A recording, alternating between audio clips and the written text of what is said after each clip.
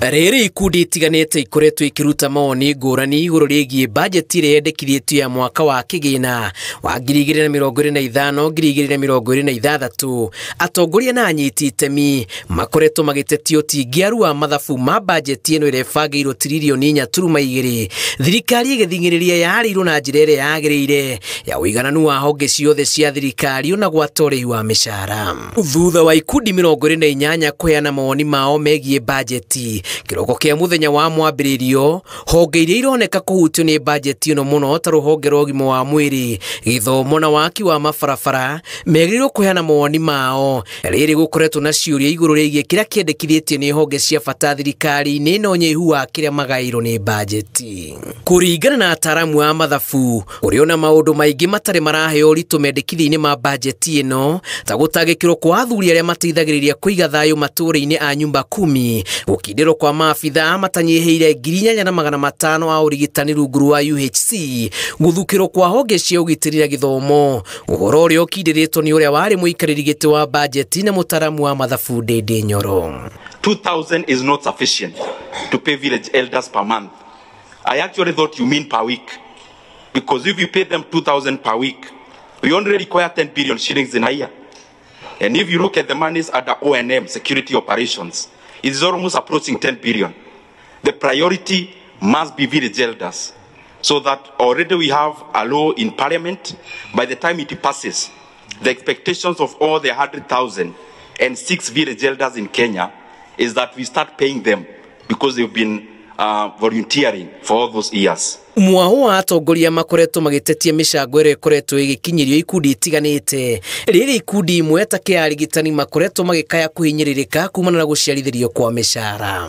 Please do what is necessary to fund the confirmation of UHC staff. The 3.8 billion that is needed in the entirety of the budget is not much, because this is money that is going directly into service delivery and directly into Kenyans who are youthful.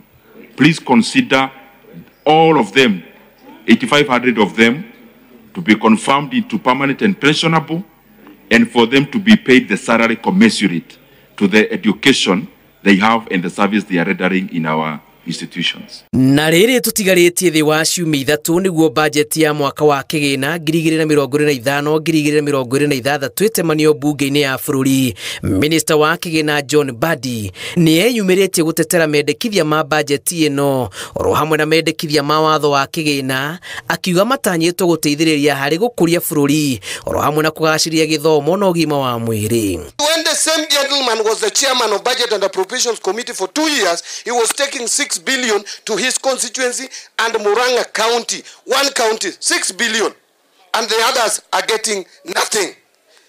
Another county cannot get 100 million to construct a bridge for their children to cross to school. He was putting 6 billion in one county. Then he has the audacity to speak and address someone like Mbadi. Mbadi oho nĩorĩtie ambunge metheme kũrika ũteti-inĩ wa ciama hĩndĩ ya mĩhang'o ya kũhĩtũkia bajeti ĩno, amwĩrongoreirie kũguna icigo ciothe cia bũrũri hatarĩ mũthutũkanio. The budget that was allocated for COP was 3 billion. This financial year, we have 4 billion.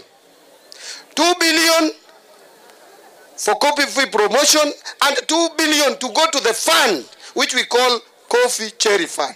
We have even put money for sugar reforms in this budget. Kiumia gĩa kerĩ kĩa mweri tũrorete wa gatandatũ nĩguo minister wa kĩgĩna atanyĩtwo gwĩkinya mbere ya mbunge ya bũrũri nĩguo gũtemania bajeti ya ciringi tiririoni 4.27 ya mwaka wa kĩgĩna wa 2025-2026. Ngĩribotera Inooro TV, njĩtagwo Julius Karithi wa Mũnene.